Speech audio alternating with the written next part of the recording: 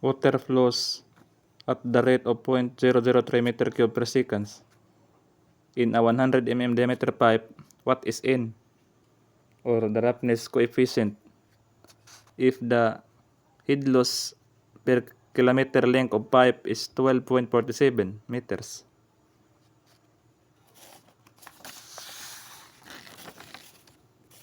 Given Q is equal to 0.003 meter cube per second, diameter is equal to 0.1 meter, N, or the roughness coefficient, is unknown. Head loss is equal to 12.47 per kilometer length of pipe. Head loss is equal to 10.29 N square LQ square over diameter to the power of 16/3.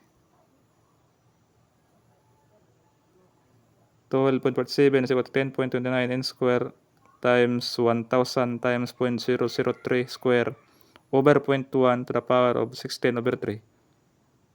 N is equal to 0.0249998623, and N becomes 0.025